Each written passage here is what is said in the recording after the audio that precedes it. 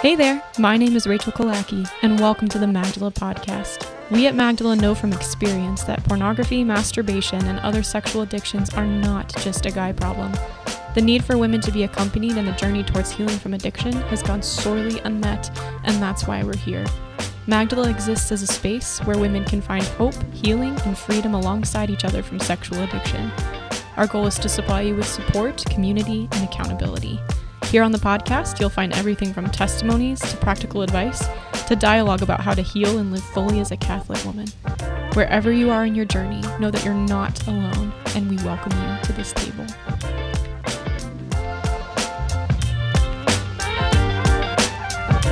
Hello, everybody, and welcome back to the Magdala Podcast. I have a very special guest.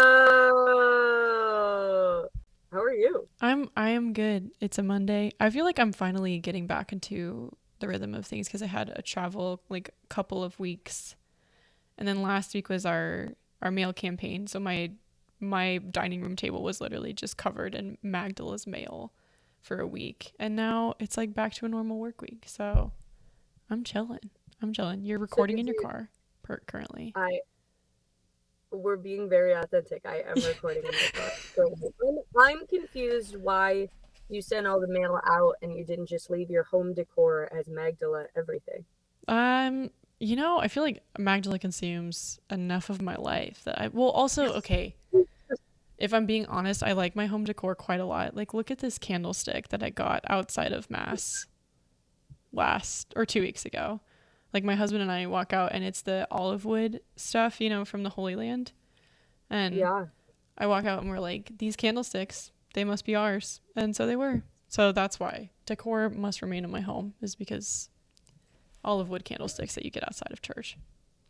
You have a quite aesthetic home, I will say. Thank you. I try. I feel like it's hard to match furniture when you're thrifting everything.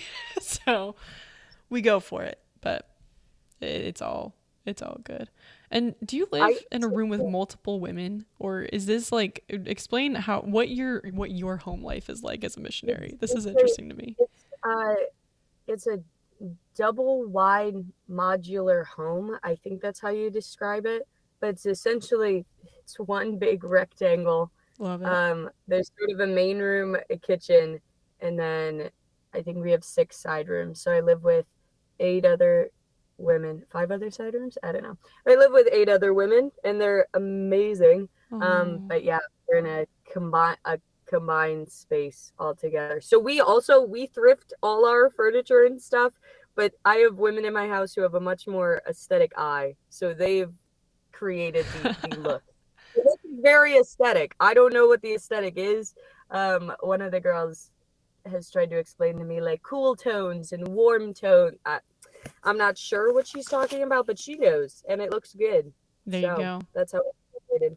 I think eclectic Catholic is one of the best decor or design themes that one can embark on. So that's what I say, is our home is eclectic Catholic. That's all we got. I didn't even know that was a subgenre of home decorating, but now I do. Yeah, I think I made it up, or somebody made it up for me. I don't know, but it's when your decor is thrifted and you're Catholic, and people can just tell.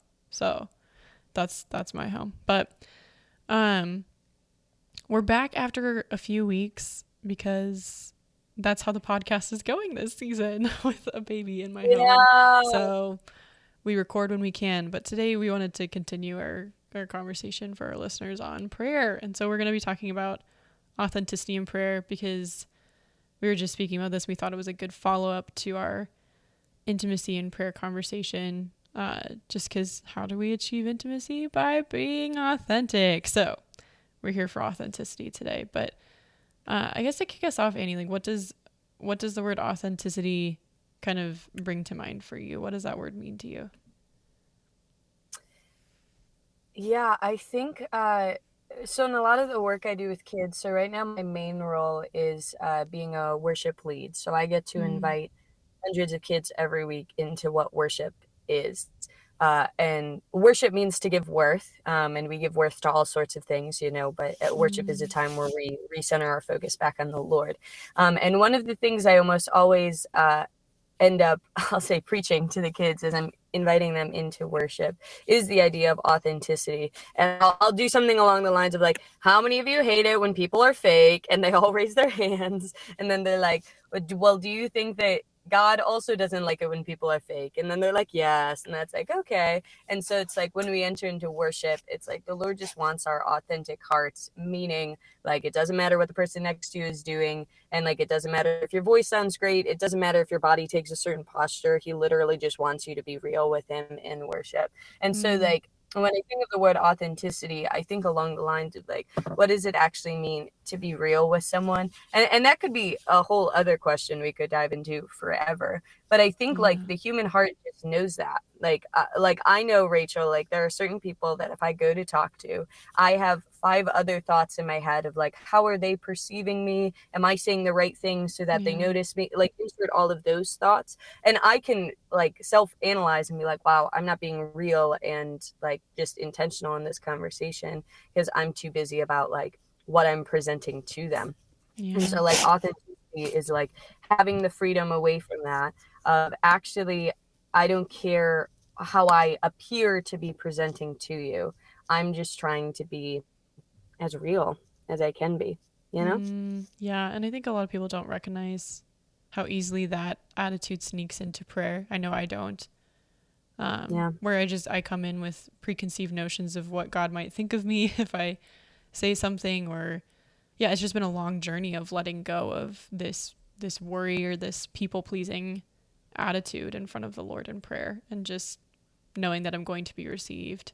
I think that's the fear, is that you're going to do it wrong or you're not going to be received. And I think since we're speaking primarily to women in recovery, it's like a massive massive fear, is that the struggle that you're currently going through with sexual sin is not going to be received in prayer, or any habitual sin for that matter. We're afraid that because of it we're not going to be received. So I think that's where authenticity becomes not just crucial for the health of your prayer, but also just crucial for your recovery. Is like, you have to be honest about your experience, and in order for the Lord to, or for you to receive his love. He's loving you anyway, but in order for you to receive it. So I think we approach God with what we think is good or what we think is pleasing to him, and we kind of try to hold back those other one priest that I loved called them islands. Like, I reserve these islands, off for myself, whether that's sinful or something I don't want God to take away. Like, I reserve those islands for myself and I don't let him explore them. That's the way a pastor put it to me when I was a kid. But I was just gonna say, another imagery I've heard along those lines is like if your mind or your heart was just like a big house and you have all your rooms, right? And you have the rooms you're really proud of. The eclectic Catholic design rooms that you're really proud of. And then you have the room of the hidden stuff that you don't want to show him. And so it's like the imagery of like even allowing him in there. Are you the one who's going to open the door? Do you give him permission to open the door? Are you going to let him walk in, or are you going to let him stand just on the outside? Like, I've used that or I've heard that imagery used a lot in sort of processing like how, I'll say, open you are with the Lord in every part of your house. And something else that you were saying that it made me think, nope. You said something beautiful that made me have another beautiful thought. Maybe it'll come back. that's how I feel in conversation with you every single time I talk to you. It's just like, oh, I'm thinking so many things. But, oh, dang it. yeah, I think I had a beautiful thought too that's slowly coming back to me. Wait, I got one. I got it back. You got it back. Go. Dang it, Rachel, I literally had it. Wait. You were talking about the fear of being received. Yes. Okay. We're just being authentic. We're back this Monday.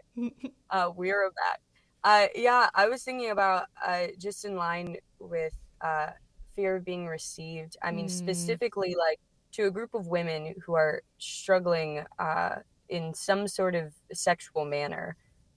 They have probably been poorly received in so many ways. Yeah. It's already a huge wound in the natural. And so of course it would appear again. Someone's used the imagery before of like whack-a-mole, like the moles will just sort of like pop up and then you're like, oh, you're not there, so I sort of hid it away, but then it comes back up.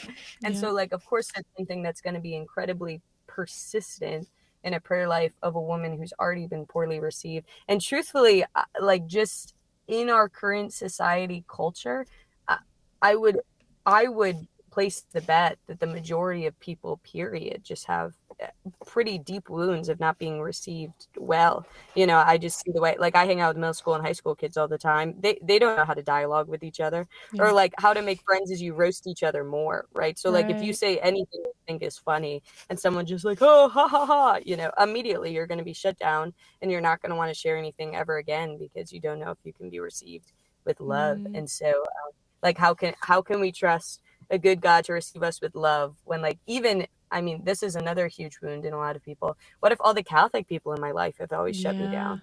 There's a lot of like Catholic Christian people that are like, we don't talk about insert these sort of things. So if you try to bring it up, they're going to shut you down right away. So immediately you associate that with the Lord. And then of course you're not going to be real with the Lord. So yeah, just in the natural of like, we all have our own wounds of like not being received well. And so like, it makes sense, like what our heart does, it'll sort of put up a wall or a safeguard to the Lord and saying, you're not safe and I can't trust you there because I've been poorly in other areas. And so part of like being authentic with the Lord is starting there, recognizing I have a wall and I don't trust you there, and allowing him like brick by brick to like show you that he is trustworthy there. It's so true. That's well said. I think, and you're making me think of, I maybe this is more of a personal struggle than a broad one, but this is one of the, I think, disordered ways we can interpret being a body of the church. Like that's inherently a good thing, but in our humanity, we can take it way too far. And we can identify with the way that other people present Catholicism. It's like, this is, and I think women struggle with this more than men. Perhaps, I don't know, because we're very naturally drawn to appearance and to beauty, which is a great thing, but again, can become disordered in our humanity. But I know there's this pressure to conform to like what a Catholic woman vibe looks like, or this is what Catholic woman prayer looks like. And I think struggling with sexual sin in general, like already kind of makes you feel outside of that Catholic woman box. But if we're just talking about prayer in the base sense, it's like, I feel we're talking about aesthetics and all of these different things. Like there is kind of like a vibe that we feel like we have to fit. And I know amongst some of my friendships, our conversations about prayer were not authentic, but because we weren't willing to let each other pray as that person prayed, and I think of many times where I've given people advice or something just based on like what works for me and not actually meeting the other person and what might work for them and their heart and their mind. And that was my own pressure to conform and bringing them into that. So I think there's some of that too when we're talking about authenticity in prayers. Like we have our experience of the body of the church because, Catholics, like we're made in the image and likeness of God. All of us are, but Catholics represent like a God image to us because we're the body of the church. And in the same way we identify with that body, but both of those things can become disordered when we let Catholics like over represent the God we're worshiping. And then when we kind of conform too much to what we think this perfect image of a Catholic woman is. I don't know if that's making any sense, but I know that's harmed my prayer at different moments. It's just this pressure. Yeah, that makes perfect sense. That I don't know, Rachel, this is a fun fact about me. I don't know if I've ever told you. If I were to ever have my own podcast, I came up with this in college, I would entitle it There Is No Mold. And I would just go through different episodes of how like there's no mold for what your prayer is supposed to look like. There's no mold for what a college athlete is supposed to look like. There's no mold to what a Magdala woman is supposed to look like in small group. There's no mold to what a woman in recovery is supposed to look like. Insert all the things. And I think you're just hitting that head on, that even like, yeah, I repent. I'll mutually repent for both of us if at any point that we've been talking about prayer that it seemed more dogmatic than just suggestions, because there's no mold in what prayer is supposed to look like. And I think that's one of the biggest pieces of authenticity. Or so I live in a huge Catholic community of a bunch of sold out like young adults, right? And it can be very easy to get in comparison mindsets into, especially like with Lent coming around, Oh, of right? So course, everyone's yeah. sharing what they're doing for Lent, and it's easy to be like, oh, well, their thing is holy or their thing's whatever. And then it's like, what if the Lord has actually just called us all to something individually, because that's the way that he's going to grow in deeper intimacy with us? Because maybe that's actually the end goal of all this, not that you're doing a harder thing, quote unquote, than your friend. And so just like, I know some of the things we wanted to speak about too was just like more practical suggestions of being authentic in prayer, but just like even there, it's like these are at the very bare minimum just suggestions, because there's no mold into what this is supposed to look like, and actually like the way that the Lord is calling you to enter into prayer individually, it is nothing that we could ever even speak into in depth, but only a matter of suggestion. No, that's I think that's important because we can sometimes implicitly put that pressure on people to conform. And there's so much like, I don't know, I get in front of things probably too much and call things out too much, but there's just a lot of identity politics in the church right now too. And I think like constant media exposure of different like ways of practice like that doesn't help. Or just personalities like promoting one way or another, but there's like how people will identify as a charismatic Catholic, or I identify as a traditional Catholic, and it's like there's room for every expression, which I know you and I have spoken about in depth before, but like that's another way that we limit our prayer, we limit our authenticity in prayer. It's like you could be a person who loves to attend the traditional Latin Mass on Sundays and loves charismatic prayer. You could love vice versa. Like there could be or you could have a season of one. There's also seasons, like you could have a season of one or a season of another form of prayer. And that's why we have a church that has so much expression and so much beautiful expression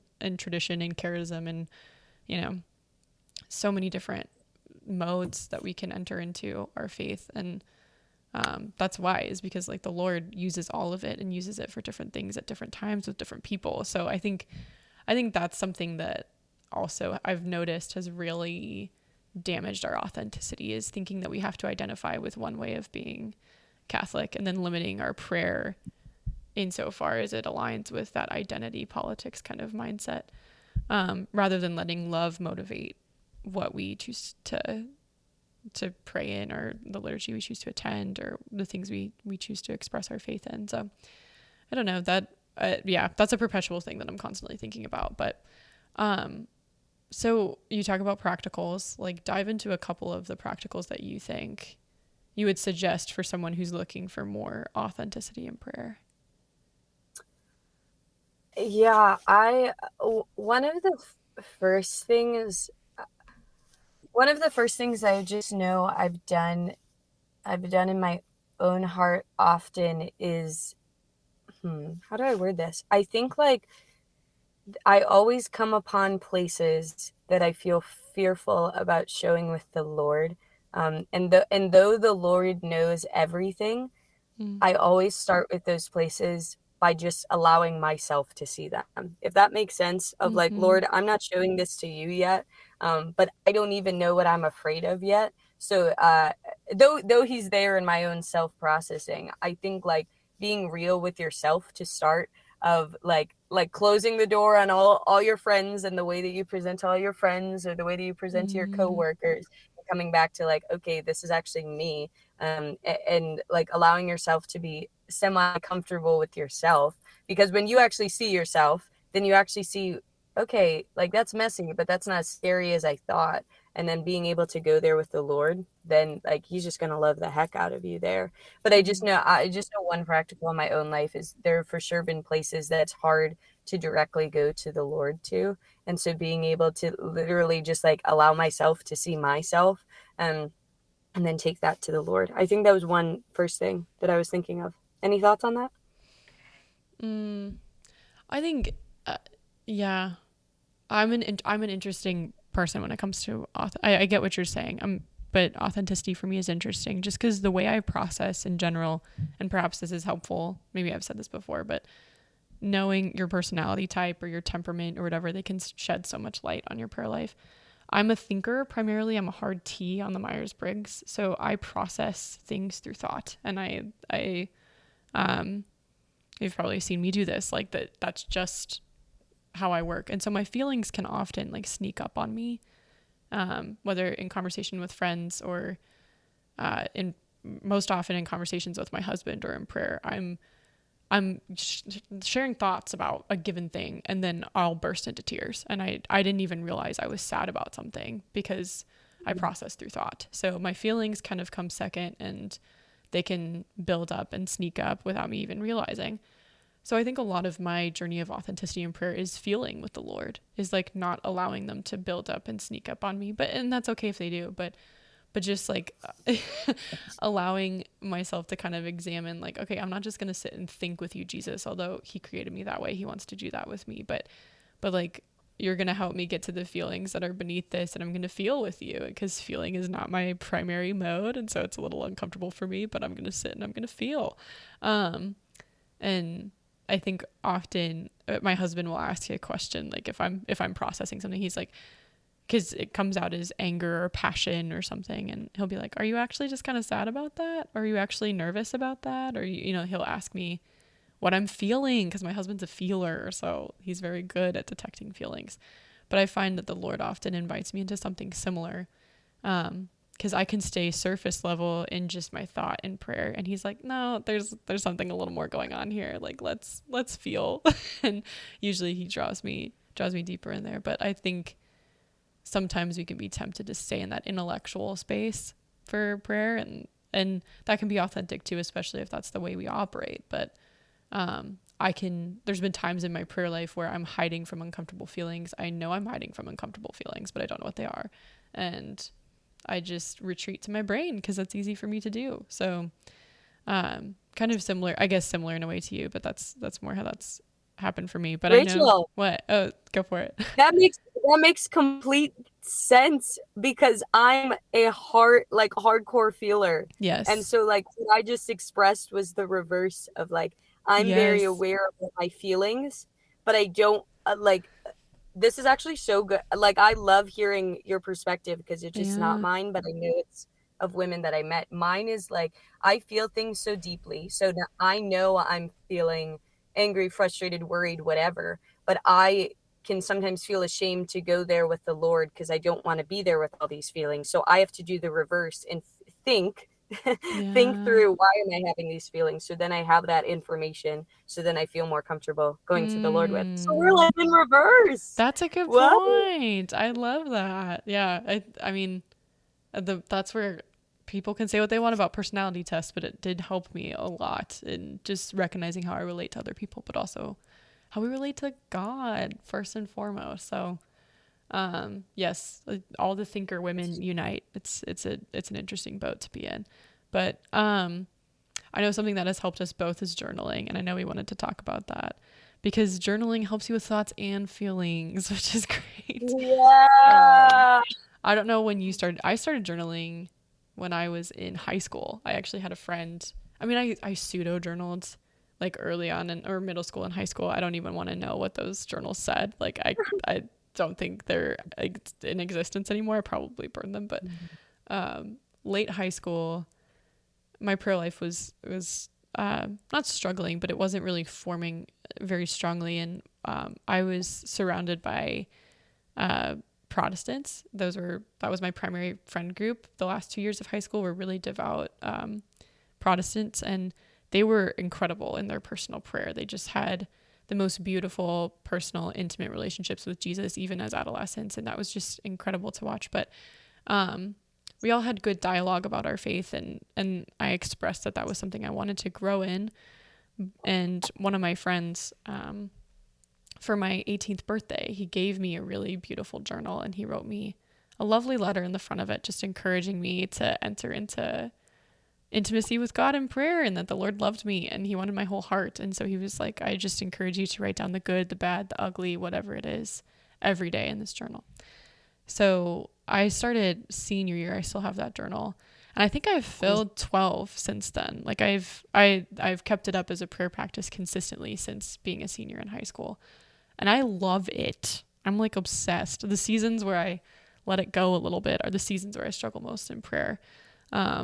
Just because, like, again, sorting through those feelings, like, I feel like the Lord, I can so tangibly see the Lord letting me work through my thoughts, taking me deeper into feeling, meeting me there, and then bringing me to a place of peace, like on a daily basis. And sometimes not. Sometimes it concludes and I don't feel good. Sometimes I'm just like, well, we're just concluding now and I'm just here.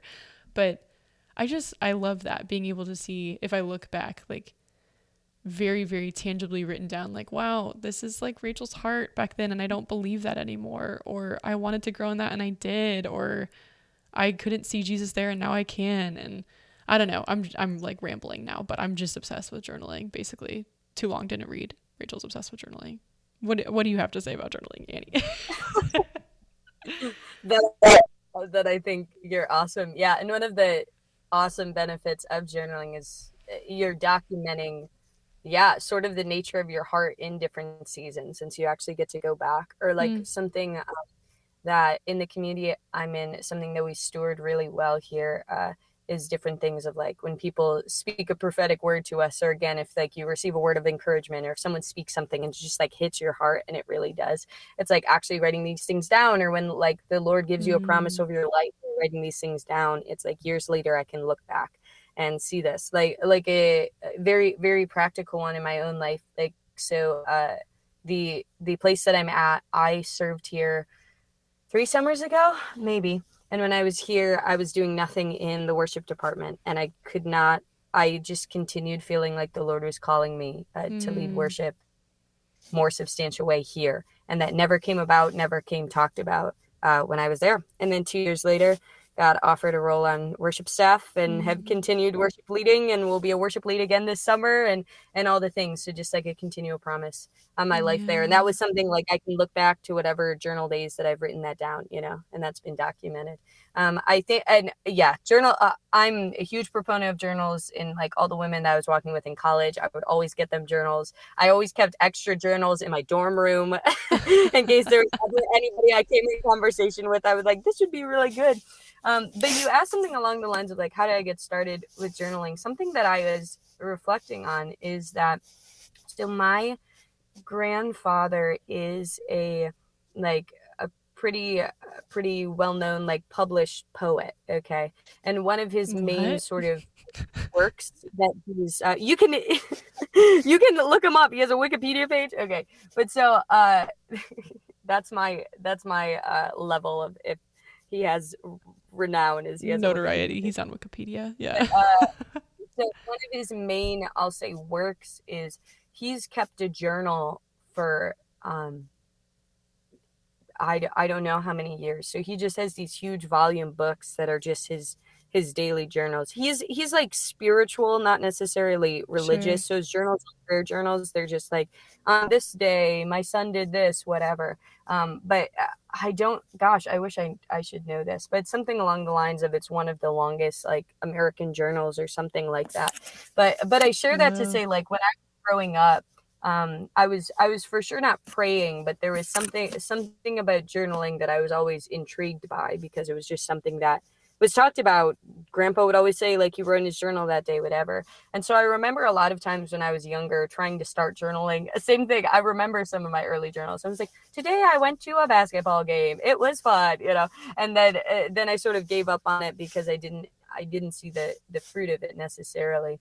And then fast forward to my conversion. And then I think I shared this on this podcast. I didn't know daily prayer was a thing until like 9 months into my conversion, when someone was like, daily prayer is great. And I was like, that's a great idea, and one of the first things I started doing wasn't journaling in dialogue with the Lord, but more so journaling to document like prayer intentions, or things that I like said I would pray for.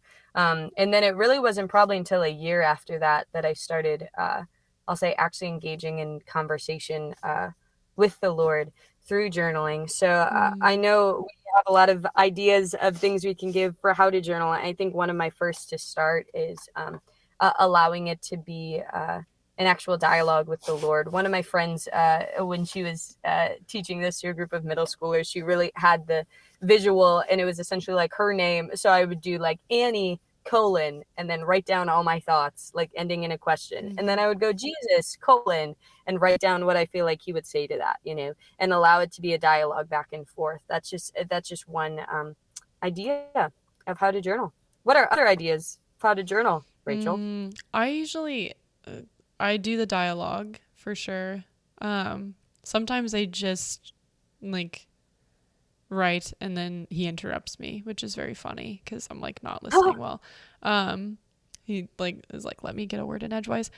I typically, with journaling, I have spiritual reading or scripture that I like to read first. Like I open in prayer and intercession during Lent. I'm like trying to be better at intercessory prayer.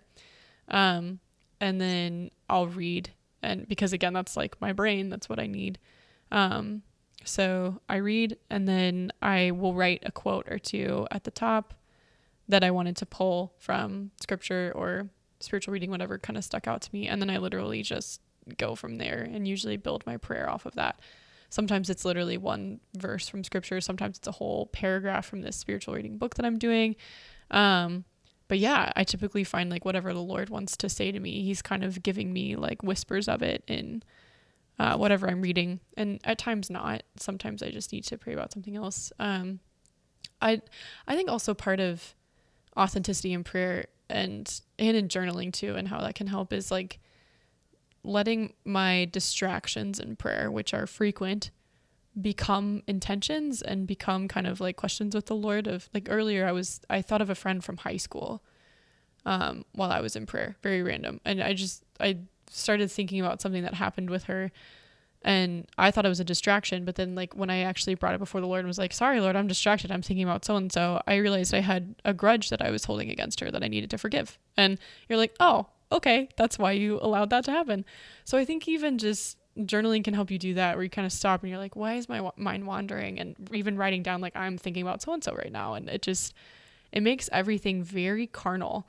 So I don't know, that's kind of how I journal. I do dialogue, but I also just let whatever I'm reading guide me and kind of listen to his voice that way. So I know some people who open in journaling and then maybe we'll read scripture, kind of do both and kind of journey. Like one of my friends will take the gospel for the day and start with a couple verses, journal, keep going like a couple verses at a time and just kind of intermittently journal. And I think that can be beautiful too, just really unpacking scripture through writing. But that's how I go about it. Any other modes of journaling that you wanted to share? Rachel, I just feel like I'm discovering you in such a new light now that I recognize how important thinking is to you. Because again, Yeah. I feel in the reverse of I come to prayer with all the emotions of the past 3 days that I felt, being like, why is this going on? And then I have to, I don't have to, but I usually start in that dialogue before I engage in spiritual reading, because that's the primary mode in which I'm already processing something. Also, Wow. side tangent, this is a story I always use when I'm teaching kids how to pray, and they're like, I'm getting distracted. And I'm like, the Lord can speak to you through your distractions. As there was a few years ago that for like days in prayer, Rachel, I could not stop, like in my head, like the only thing that was in my head was the song Row, Row, Row Your Boat. And I was like, this is just worse. I'm like, I can't get anything done. I hate being distracted. And then finally, literally by like day 3, I'm like, Lord, are you trying to say something? And he was like, Annie, just listen to the words for a second. And I was like, okay.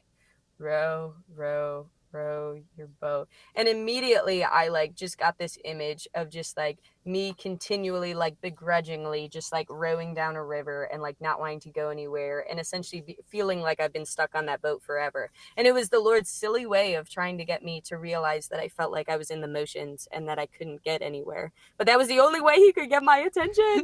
And so something as silly as that, yes, the Lord can speak through our distractions. That's beautiful. So that was my side tangent. No, Yes, that's beautiful. other journaling things. So for all the feelers in the world, well, everybody who has to feel emotions. Yes. But something that I'll do often too is I feel like maybe you did this in like high school English class too, where it's just like free write for 5 minutes and you just can't pretend. But like allowing that to be an emotions dump of just like, okay, Lord, I'm just going to give you sort of, or somebody, if you're someone who comes to prayer, I'll say a little more anxious or with your to-do list of things, like it can be very helpful to just take the first 5 minutes to free write everything down. Or if you're someone like, I have to get these 10 things done, write those 10 things down, and then you'll still have that for after prayer, but for you to be like, yeah, just fully focused in the Lord. So just sort of like a free write or emotions dump. Or I know in some of, I'll say some deeper inner healing places I've gone with the Lord, it often includes me sort of writing a long letter to Jesus of like, Yeah, I'm same. not actually in a place right now to dialogue about this, but I need to let you know all of these things that I'm feeling. And so writing it out is a way to make it more, not more compact, but actually just to get all your thoughts in a row. So I just know that's something else that I do in journaling. And then the third thing that I always try to teach kids, because I just think it's really helpful, as a minor, I'll say like inner healing tool, but sort of writing down truths and lies. That's what I call it. Yeah. If you're a chart person, you put the lies on the left side and the truths on the right side, and you're like, that's reverse, but that's sort of the point. And so you start by just identifying any lies that you're feeling, whether from that week, whether from some event that you're working through, whatever it is. And so you write down however many lies. So you have 3. And then one by one, you go to the Lord and it's like, okay, Lord, what is the truth to this? And now the beauty is sometimes it's just the reverse, right? If the lie is, Yeah. I'm not beautiful, the Lord might say, you're beautiful. Or he might use different language at all. Maybe like, I can't take my eyes off of you. You're captivating, insert anything. But then allowing the Lord to speak truth over those places. And then what I'll end up having kids do too is then you fold the paper so you can't even see the lies and all you're looking at is the truth. And then you just declare those over yourself. But that's just a practical tool that I continue to use often when I'm working through different things of like, gosh, well, this thing really hurt me. Why does it? Oh, I'm believing this, and this lie. Okay, Lord, like what is the truth to that? And being able to document that process too is also just really helpful to be like, I was here. This is what it made me feel like, and this is where I'm going. Having that documented is super helpful. We do lies and truth journaling in Magdala's curriculum. You knew that, right? Did you? I'm going to be authentic. I didn't know that. No. Yeah, I think in like session, I can't remember which session. Small group That's participants will great. remember. Yeah, yeah, I put that in like in the first edition of the curriculum. I love that. Yeah, it's been, I use that heavily in recovery.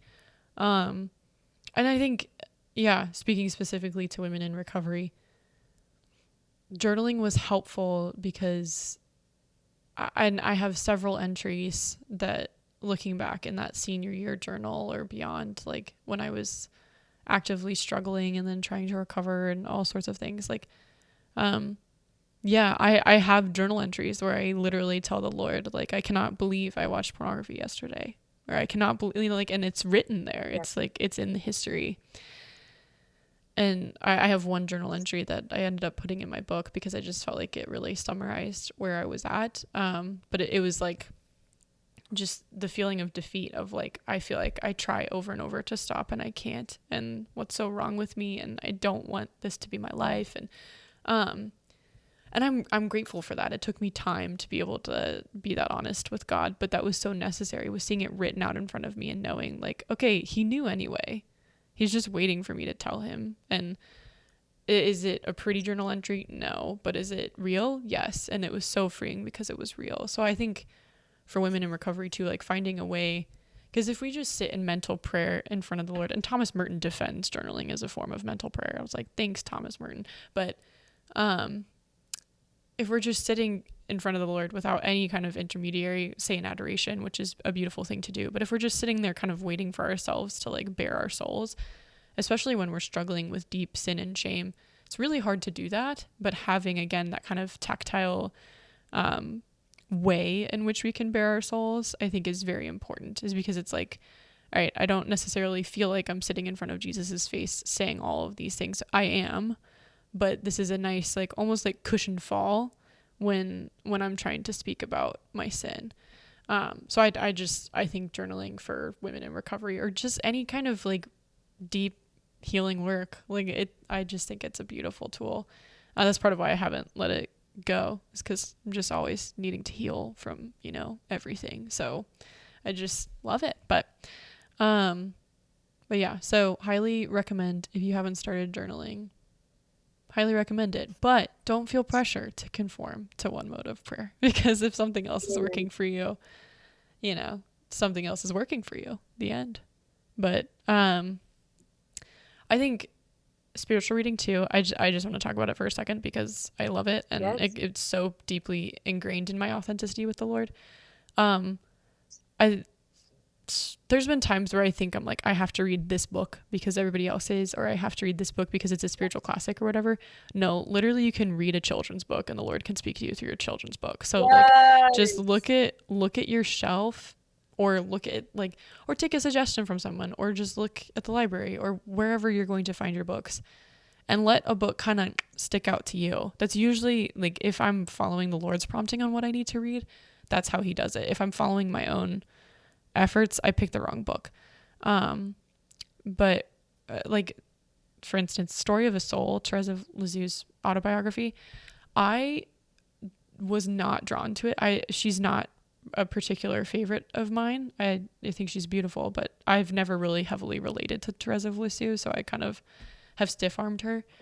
And then last year, I read a book called I Believe in Love, which is like a retreat based on her writings. I had that book for 4 years. It was assigned to me in a class in college, and I had read sections of it back then. I had that book for 4 years, and all of a sudden it stood out, and I was like, yeah, I need to read that book.